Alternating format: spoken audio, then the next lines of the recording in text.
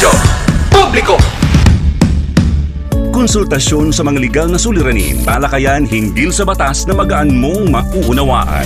Simulan na natin yan. Usaping Legal with Attorney Danny Galang dito sa Radyo Pilipinas 738 AM. Magandang araw ho sa inyong lahat. Ako po ang inyong lingkod, Attorney Danny Galang, at kayo'y nakikinig sa Usaping Legal sa Radyo Pilipinas, Radyo Publiko.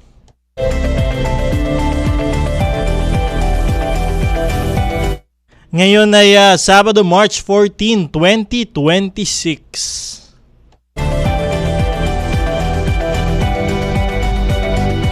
At syempre ho, no? Kamusta naman ho ang inyong buong linggo?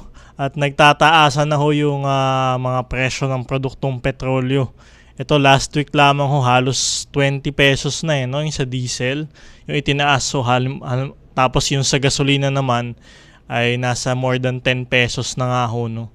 At syempre sinasabi nga ho ng Department of Energy o DOE na tuloy-tuloy pa rin ho yung pagtaas ng presyo dito ngayong linggo. Aabangan ho natin yan. Magkano naman yung itataas ng presyo ng mga produktong petrolyo. At syempre dahil nga ho yan dito sa nangyayaring gera dito sa Middle East, no? Yung sa Amerika at sa Israel at saka ho yung Iran naman, no? Yung kalaban ho nila.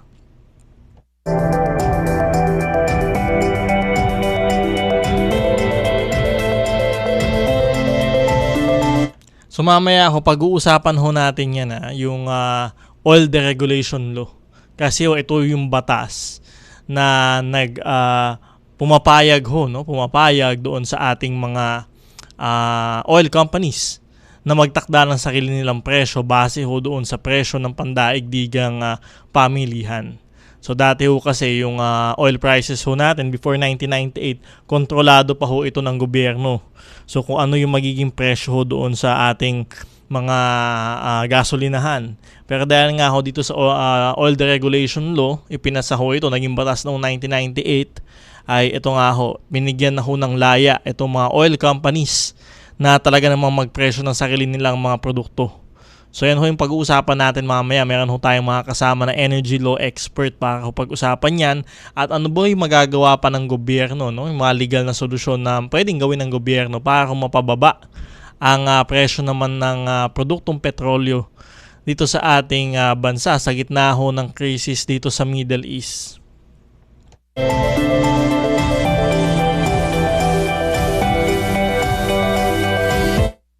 Napapakinggan ang Usaping Legal sa Radyo Pilipinas tuwing Sabado mula alas 11 ng umaga hanggang alas 12 ng tanghali. Tayo ay napapakinggan din ho sa Free TV dahil sa pagtutulungan ng Radyo Pilipinas at ng People's Television. Hanapin ang Usaping Legal at iba pang programa ng Radyo Pilipinas sa Channel 3 sa TV Plus at sa Channel 45 to 49 naman sa For the Box. Ang programa natin ay linggo-linggong tatalakay ng mga napapanahong isyong legal at magpapaliwanag ng mga batas sa paraang simple at madaling maiintindihan ng ating mga tagapakinig. Meron din tayong segment sa ating programa, Ang Sagot Kita, kung saan maaari kayong sumangguni ng inyong mga katanungang legal.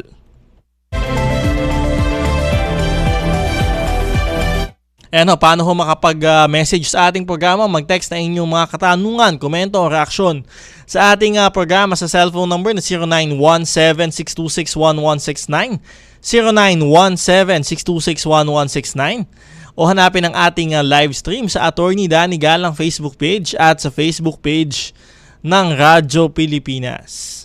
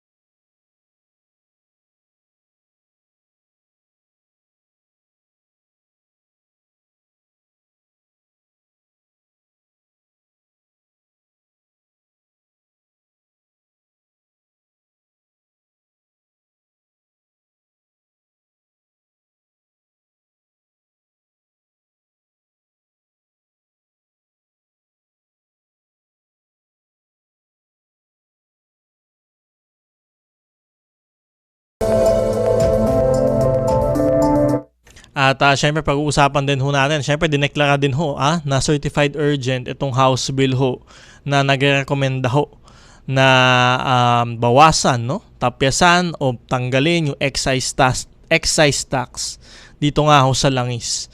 So ito, certified urgent na ho yan ni Pangulong Marcos Jr. itong nagdaang linggo, no. So para ho matanggal, no, o masuspend yung excise tax. Ito ho yung mga additional na buwis, no, doon sa ating mga produktong petrolyo.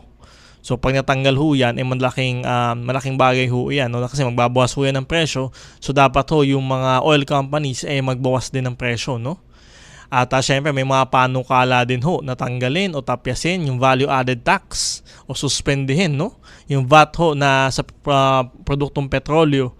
At syempre pag nawala din ho yan, mababawasan din ho yan yung presyo, no, makakabawas din ho yan. Kaya lang syempre itong pagtanggal ng excise tax at itong VAT na nangangahulugan ho yan, nababawasan din yung kita ng gobyerno kasi ito ay mga buwis, no. So pag nagkataon ho, babawasan ho yung kita at syempre maaari ho magkaroon tayo ng deficit sa ating budget, no, kung talagang sobrang laki ho ng mga bawas na kita sa gobyerno o hindi ho makahanap ho, no, ng ibang mga pagkukunan ng pondo.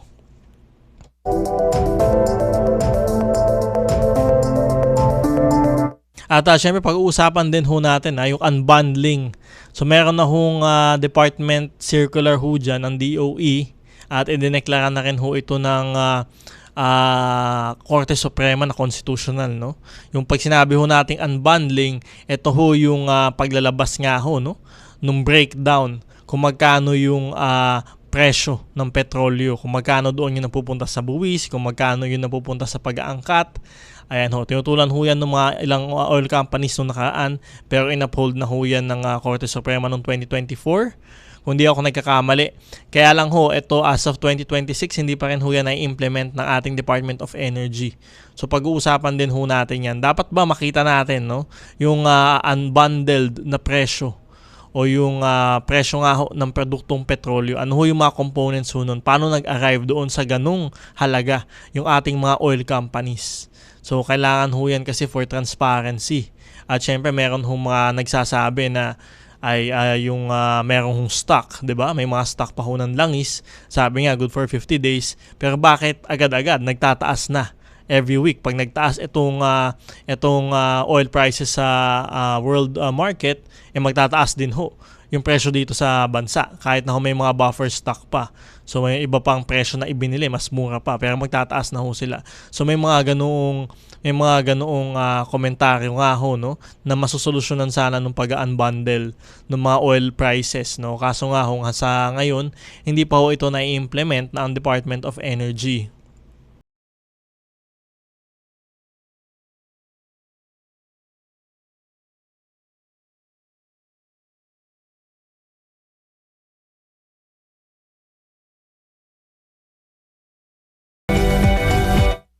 Kaya yan ho, pag-uusapan ho natin yan maya-maya. Meron ho tayong mga kasamang energy law expert. At kaya dumako muna ho tayo sa ating segment naman na Sagot Kita.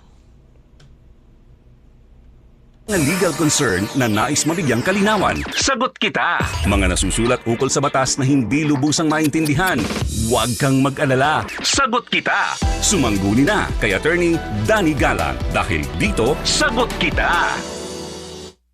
Dito sa Sagot Kita, sagot ko po kayo at ang inyong mga katanungan legal. Mag-text sa inyong katanungan, komento o reaksyon sa ating programa sa cellphone number na 0917-626-1169, 0917-626-1169 o hanapin ang ating live stream sa Radyo Pilipinas Facebook page at syempre sa Usaping Legal Facebook page.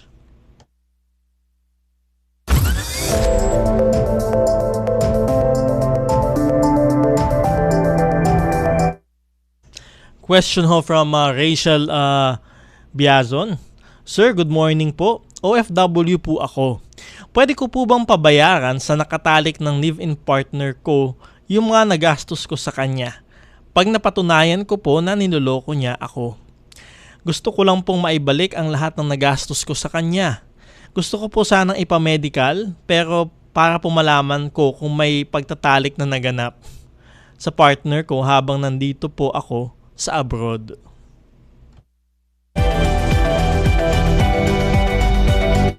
So ayan ho, ang gusto kong mangyari no ating nag-message ho ay mabawi yung kanyang lahat ng mga nagastos sa kanyang live-in partner na sinasabi ho niya ay kinaliwa ho siya o nakipagtalik ho sa iba no, sa kanyang sa iba no.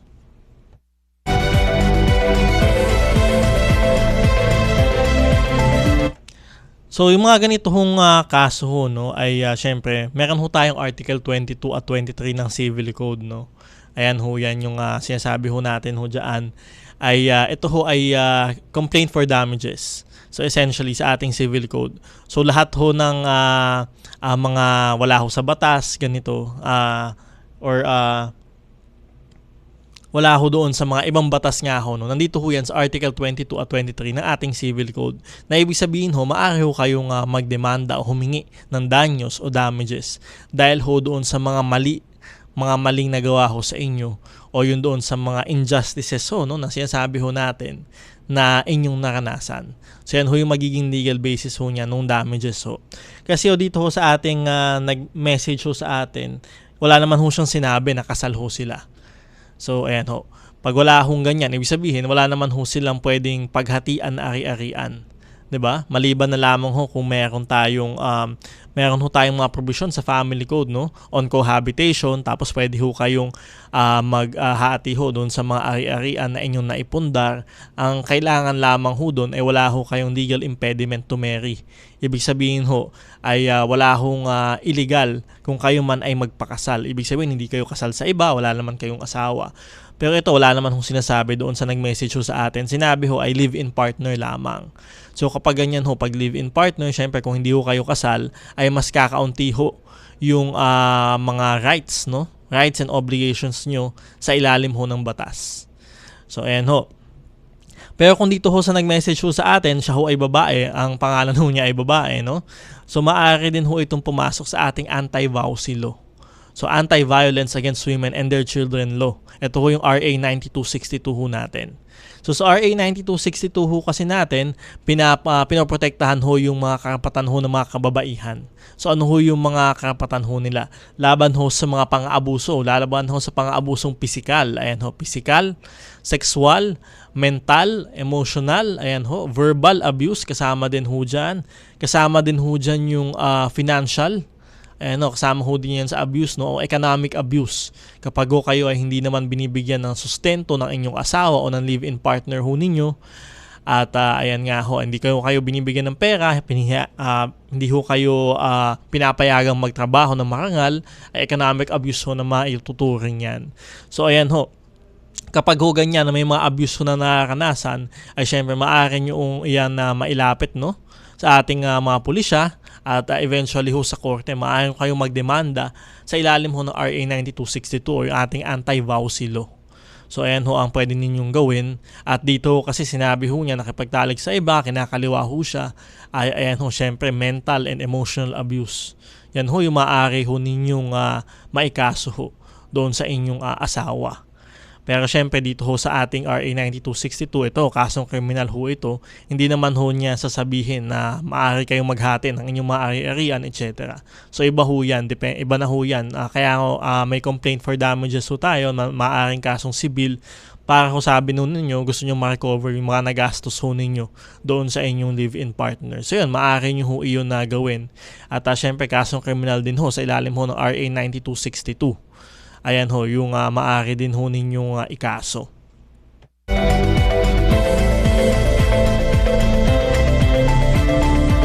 So ang kagandahan lamang ho dito sa RA 9262 ho na ito, hindi ho kailangan na kayo ay kasal. So ayan ho, kasi ho halimbawa ho, di ba may mga batas ho tayong adultery and concubinage. Kapag kayo ho ay kinaliwa no inyong asawang lalaki, ayan ho, ang maaari nyo ikaso dyan ay concubinage. Yan ho, sa ilalim ho ng ating revised penal code. Kasong kriminal ho yan, ibig sabihin may kulong ho yan hanggang 4 na taon. Ngayon ho kasi kapag concubinage, kailangan ho kayo ho ay kasal. So ibig sabihin ho, dapat ho meron kayong valid and subsisting marriage para ho kayo ay makapagkaso ng concubinage laban ho doon sa inyong asawang lalaki. Pero kung kayo ho ay hindi kasal, ay hindi nyo ho yan ma-avail. Hindi ho kayo pwedeng magkaso ng concubinage doon sa inyong asawang lalaki o doon sa inyong ka-live-in. Kaya ho, ito na ho yung pinakamagiging kaso ho ninyo, yung RA 9262 ho. Kasi ho dito ho, sa ating anti-vowsy law, hindi ho kailangan na kayo ay kasal. So ayan ho, kahit ho kayo ay basta ho kayo ay mag-live-in partner o meron ho kayong dating or sexual relations. So ayan ho, hindi ho kayo kailangan kasal. So kung kayo ay mag-boyfriend-girlfriend lamang o di kaya kayo nga ho ay nag-live-in, basta ho kayo ay may dating o sexual relations, mag-a-apply na ho iyang batas ho na iyan sa inyo. So hindi ho kayo kailangan kasal. Kaya ayan ho, lahat ho ng mga nandun sa batas na pwede ninyong maidemanda, emotional abuse, physical abuse, sexual abuse, ay ayan ho, maaari nyo ho yan maidemanda. At syempre maaari din ho kayong humingi ho no, ng mga protection orders. Diba? Permanent at temporary protection order laban ho doon sa inyong asawa o live-in partner. Ayan ho, para ho, hindi na ho kayo patuloy pa hong masaktan. At ayun nga, ganun nga ho. So meron hong mga Women and Children's Desk sa ating mga stasyon ng police, no? Philippine National Police. Meron hong mga Women and Children's Desk ho dyan. Maayon kayong humingi ng tulong, lumapit o di kaya doon sa mga regular ho na pulisyano. At para ho kayo ay matulungan doon sa inyong mga concern nga ho.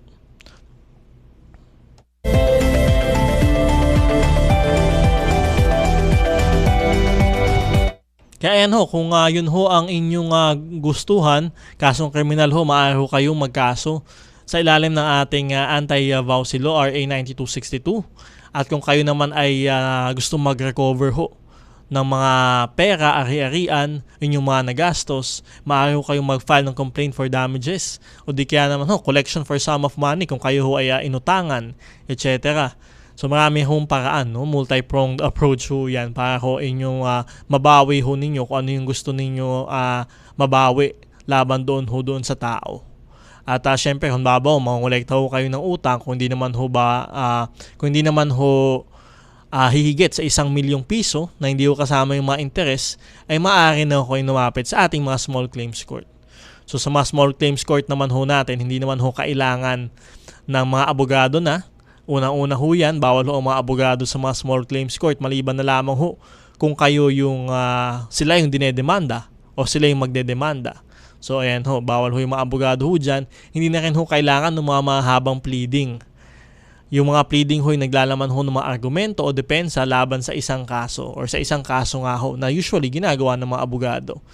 Bakit ho hindi na ho kailangan ng mga pleading? Kasi ho templated na ho yung mga gagamitin ho dyan. Templated na ho yung mga forms na gagamitin. So halimbawa kung kayo ho ay nagreklamo, meron ho tayong statement of claim ho dyan. Yan ho yung una ho dyan. Kung kayo naman ho yung inireklamo, meron din ho tayong response. Ayan ho, yung kagandahan ho dyan, mga forms na lang ho yan, na-fill upan ho ninyo. So kailangan lamang ho dito kapag kayo ay nasa isang barangay o adjacent ho doon sa inyong mga barangay, dumaan ho muna kayo sa barangay para ho kayo ay mapag-ayos. Kasi kailangan nyo ho ng CFA o yung tinatawag ho nating Certificate to File Action para ho syempre kayo ay ma-entertain ho ng korte. Kasi isa ho yan sa mga attachment na katunayan na kayo talaga ay pumunta ho sa barangay at sinubukan ho munang resolbahin ang inyong mga concerns nga ho. So ayan ho, madami ho tayong paraan para ho kayo ay makabawi kung ano ho yung gusto ninyong mga remedies. Maaari din ho kayong lumapit na doon sa ating mga abogado. Kung wala ho kayong kakayahan masyadong lumapit sa ating abogado, meron ho tayong mga Public Attorney's Office o PAO. Ayan ho, at meron din ho tayong mga Integrated Bar of the Philippines, IBP chapters na kalat ho yan sa buong bansa na willing hong tumulong pro bono, wala hong bayad para ho kayo ay matulungan nga ho sa inyong mga suliranin. So ayan ho ang mapapayo ho natin sa kanya.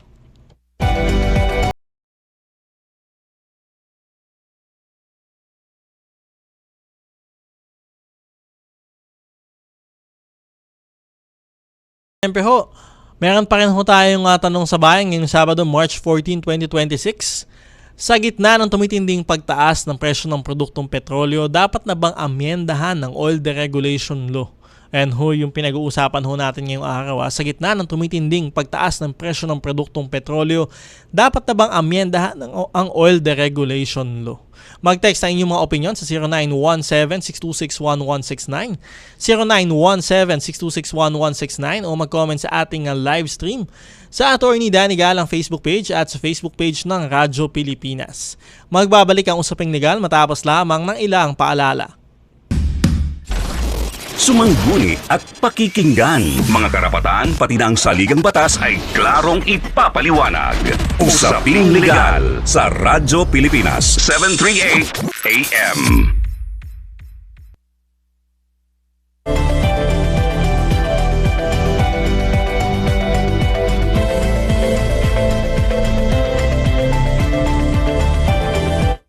Nagbabalik ang usaping legal dito pa rin sa Radyo Pilipinas, Radyo Publiko. Ito, happy viewing ho. Batiin lamang ho natin yung mga nakikinig sa ating Facebook live stream. Siyempre, nandito ho si Jennifer Mangaya, Teresa Obsiana, Mildred Venci, Carmelita Aguilan. At siyempre, maraming salamat sa Radyo Pilipinas Bontok. Ayan ho, sa pag-share ng ating mga videos at iba pa hong Radyo Pilipinas stations nationwide. Maraming salamat ho sa inyong lahat. At syempre nandito na rin ho si Fatima Muniz, Jovi Muniz, Jassy Tan at Lenny Faye. Ayan, happy viewing din ho sa inyong lahat. At syempre na happy viewing din doon sa mga nanonood sa kanilang mga free TV. Nandito ho tayo, Channel 3 ho tayo sa inyong TV Plus. Ayan ho, kung meron ho kayong TV Plus, nasa Channel 3 ho tayo. At kung afford the box naman ho yung gamit ho ninyo, Channel 45 to 49. Ayan ho, nandyan ho na tayo yung napapanood ho tayo dyan. At syempre ho, dun ho sa mga gusto naman ho ng radyo, syempre nandito rin ho tayo sa 738 AM, 738 AM. Ayan ho, doon ho sa inyong mga talapihitan. Ayan ho, hanapin nyo lamang ho ang 738 Radyo Pilipinas ho yan. At ayan ho, napapakinggan din ho tayo sa YouTube, Radyo Pilipinas 1. Naka-live din ho tayo sa YouTube. So kung gusto nyo rin ho magkomento ng inyong mga katanungan ho dyan at kung ano pa yung mga komento ho ninyo sa ating programa, mga katanungan, maaari din ho kayong mag-comment ho dyan.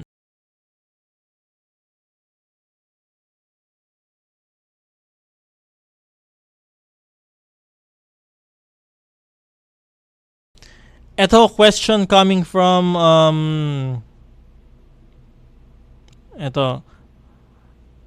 from YouTube, no? Kumuha naman ho tayo from YouTube. Meron ho tayong YouTube channel, Attorney Danny Galang YouTube channel. Ayan ho.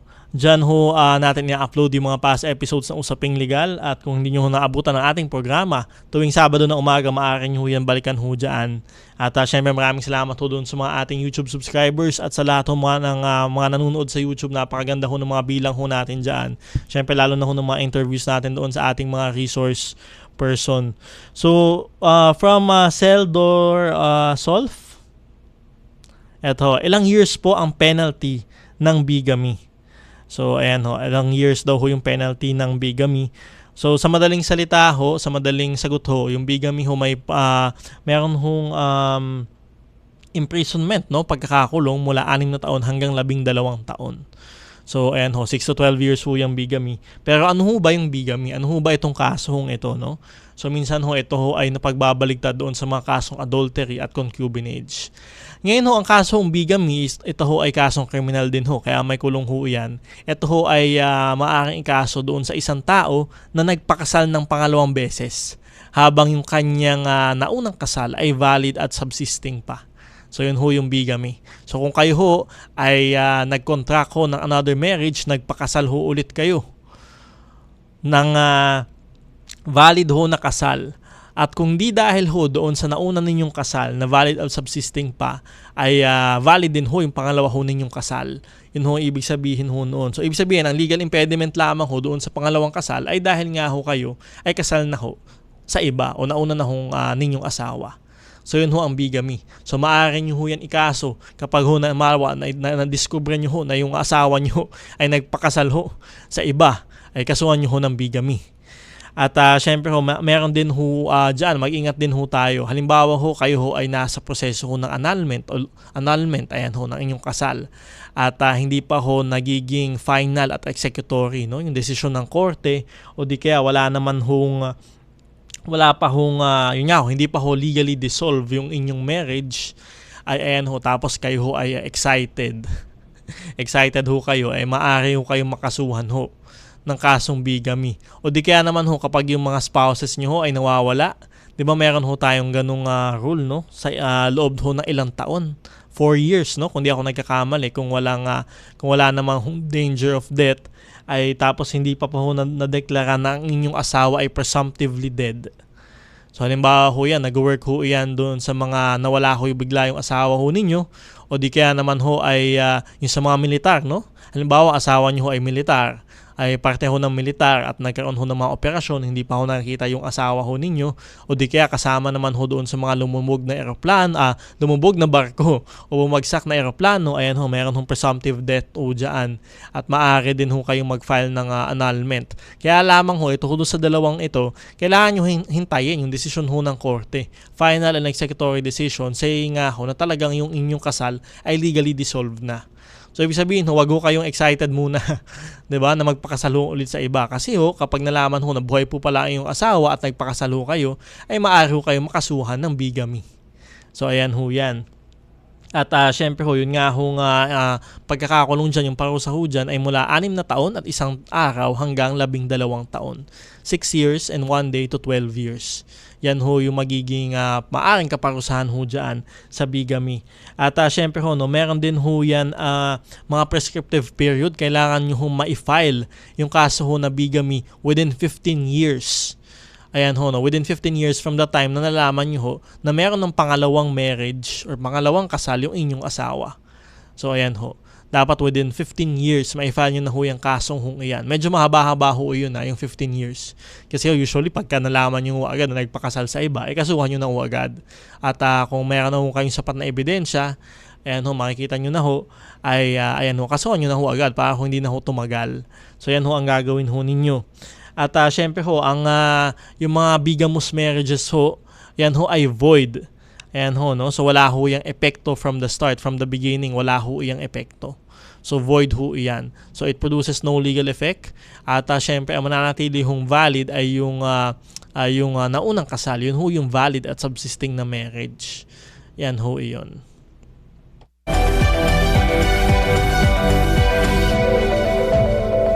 So sa ating mga tagapakinig ho, no, ay wag ho kayong magdalawang beses na kasal. Ay hindi rin ho natin maintindihan kung bakit gusto niyo ikasal ng 2 beses, no. Ay, pero yun nga ho, ay wag ho kayong magpakasal ng 2 beses o lalo na ho habang valid and subsisting pa yung nauna ho ninyong kasal, kasi ho maaari ho kayong makulong. Ito ho ay kasong kriminal, bigamy nga ho. At hintayin niyo ho na talagang ma-dissolve legally yung inyong kasal o di kaya madeklarang presumptively dead yung inyong inyong mga asawa. So ayan ho, yun ho ang ating gagawin ho dyan. At mag-ingat ho tayo dahil may mga batas ho tayong ganito. Hindi lamang ho yung adultery at concubinage, no, doon sa mga nakakaliwa. Pati na rin ho itong bigamy para ho doon sa mga nagpapakasal habang ang inyong kasal ay valid at subsisting pa.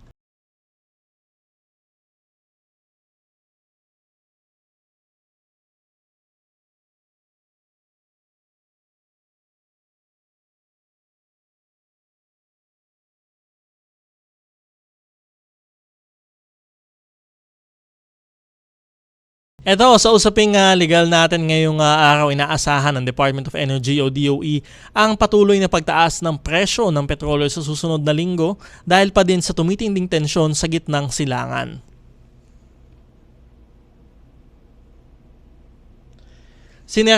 Sinertipikahang urgent naman ni Pangulong Ferdinand Marcos Jr. ang House Bill number 8418 na naglalayang suspendihin o bawasan ang excise tax sa produktong petrolyo tuwing may national o global economic emergency.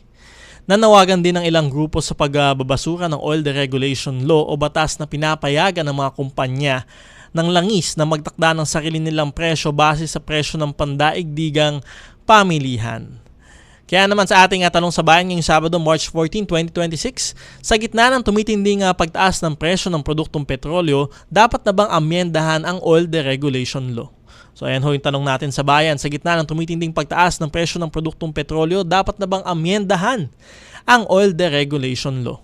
Mag-text na inyong opinion sa 0917-626-1169, 0917-626-1169, o hanapin ang ating live stream sa Attorney Danny Galang Facebook page at sa Facebook page ng Radyo Pilipinas.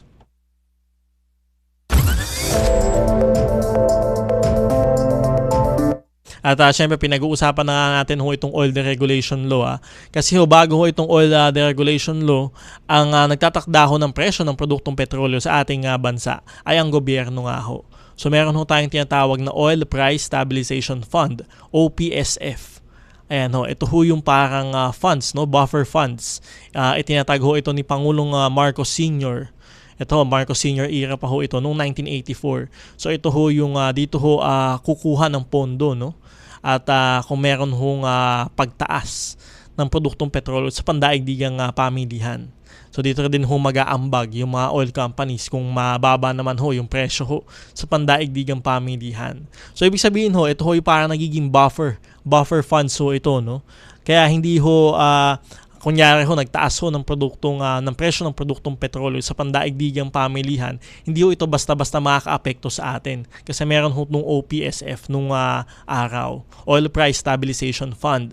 So ayan Kaya hindi basta-basta tayo madidirektahang maapektuhan ng mga pagtaas ng produktong petrolyo nga Hindi kagaya ngayon na kapag nagtaas ng produktong petrolyo doon sa world market ay magtataas na ngayon dito the following week sa ating bansa. Pero ito dahil dito sa oil deregulation law noong 1998 ay ito yung batas na sinabi na hinahayaan na liberalization nitong oil industry, So ibig sabihin ay pwede na magtakda ng presyo yung ating mga oil companies na sinasabi natin base doon sa presyo ng pandaigdigang pamilihan. So tinanggal itong OPSF natin kasi ito daw ay merong political side, Syempre kung gobyerno yung nagtatakda ng presyo ay meron politics involved diyan. So ayan para ma-insulate sila doon sa nangyayaring politika. Yan yung pangunahing layunin niyan. Tapos ma-liberalize, Ma-liberalize yung oil industry at syempre mag-attract ng new players, bagong mga oil companies na maaari magtatag ng mga oil stations, gas stations dito sa ating bansa. So yan kaya tayo nagkaroon ng oil deregulation law noong 1998. At hanggang ngayon, pinapatupad pa rin yan. Kaya mapapansin ninyo kapag biglaan nagtaas doon sa world market, katulad na itong mga nangyayaring gera, tayo ay largely dependent pa rin doon sa ating langis dito sa Middle East. At kung nagtaas ng presyo dyan dahil nagkaroon sila ng kaguluhan, ay magtataas din ng presyo dito. Kaya yun yung pinag-uusapan natin ngayong araw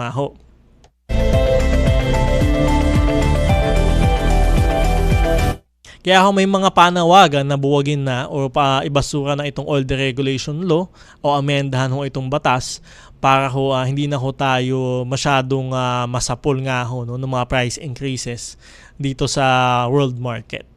So yan yung titinan natin sa mga susunod na araw, susunod na buwan, kung maamendahan ba itong oil deregulation law. At ito,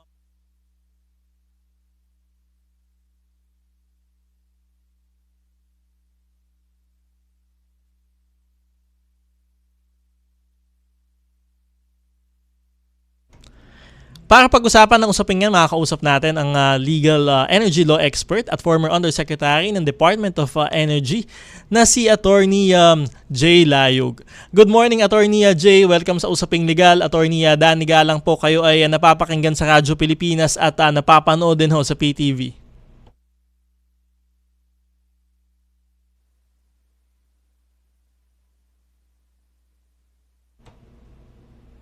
Attorney Jay, yes po, good morning. Hi, Danny. Attorney Danny, how are you? Kamusta? Mabuti naman sir. Sir, ito doon sa mga nakikinig sa atin, ano ba yung oil deregulation law in a nutshell at paano ito nakakaapekto doon sa pagtaas ng presyo ng produkto sa ating bansa, produktong petrolyo sa ating bansa?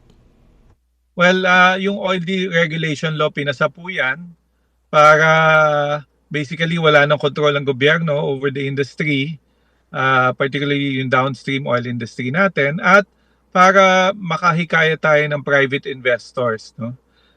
Once upon a time ho kasi, ang ating oil supply and oil prices are subsidized by the government, no, ng pamahalaan. So, medyo tumaas ang presyo, hindi na nakayanan ng subsidy. So, ang gusto ho natin ay pumasok na itong mga private sector natin at sila na ho ang mag-business, no, dito sa Pilipinas, no. Yan ho yung essence ng oil deregulation law. So sir, sa gitna ho nung tumitinding pagtaas ho no, ng mga produktong presyo ng produktong petrolyo, posible ho ba maibasura ho ito o maamendahan man lang itong oil deregulation law ho na ito? Well, alam nyo, hindi dapat ibasura kasi ano ho yung ating sistema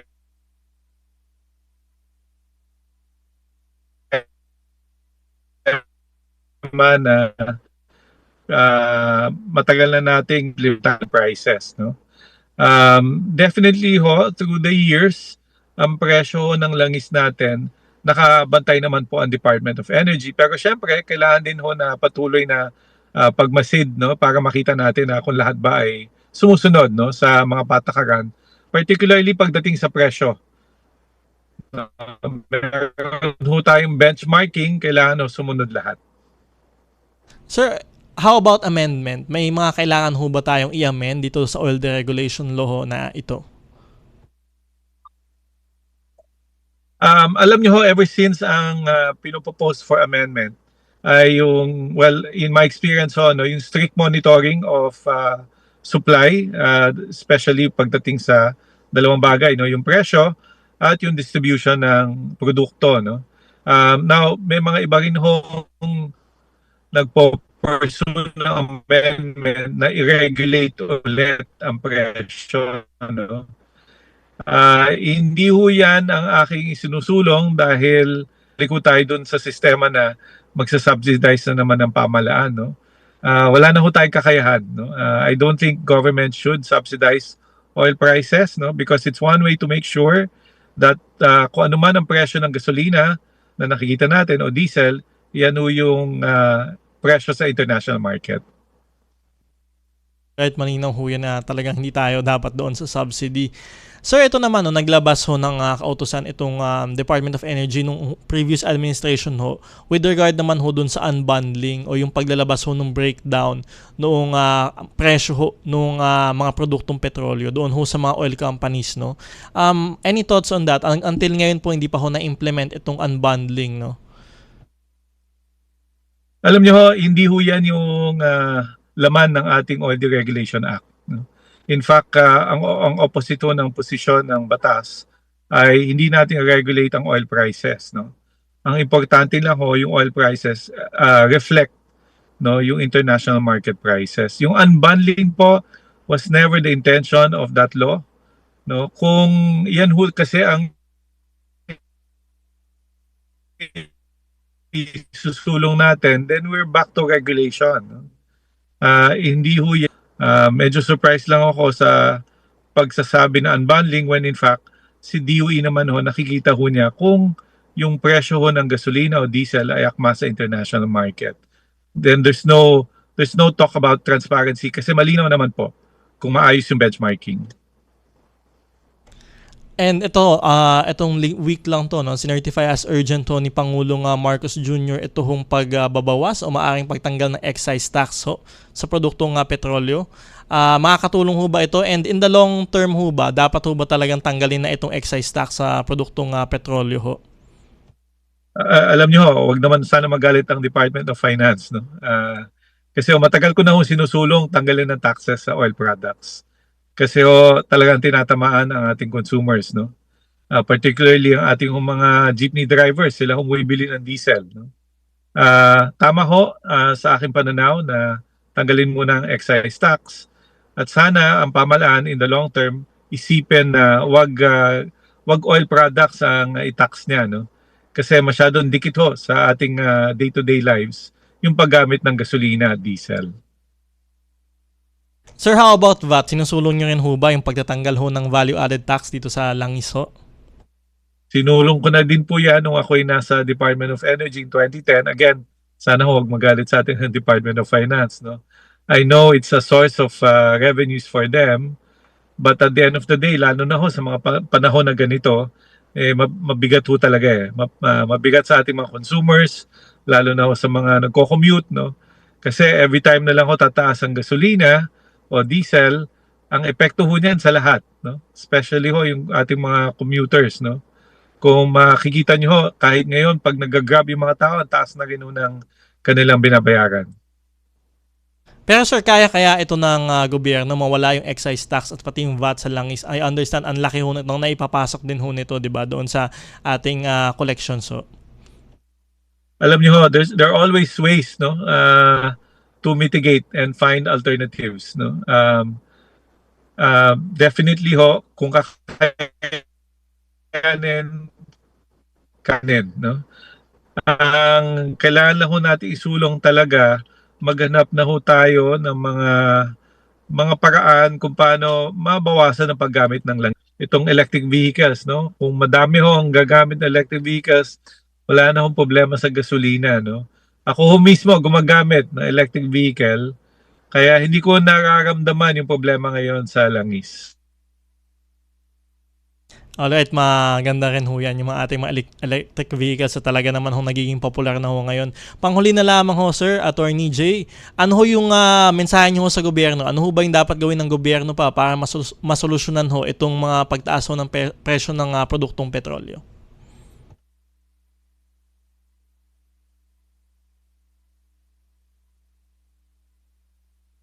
Attorney Jay? Kakaproblema lang ho tayo sa ating linya. Attorney Jay?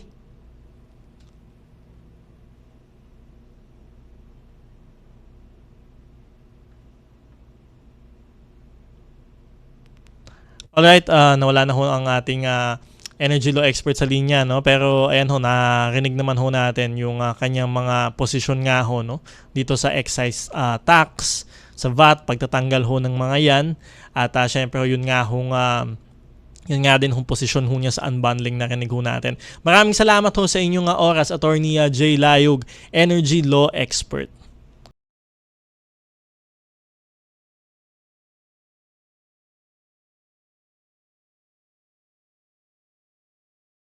And ho, dyan na ho muna nagtatapos ang ating programa ngayong araw. Maraming salamat sa ating mga nakasamang engineers at staff. Engineer Rolly Bumatayo at Engineer Jobel Lustre. Magkarinigan ulit tayo sa susunod na Sabado, alas 11 ng umaga hanggang alas 12 ng tanghali. Dito pa din sa Radyo Pilipinas, Radyo Publiko muli. Ako po si Attorney Danny Galang. Mag-ingat tayong lahat.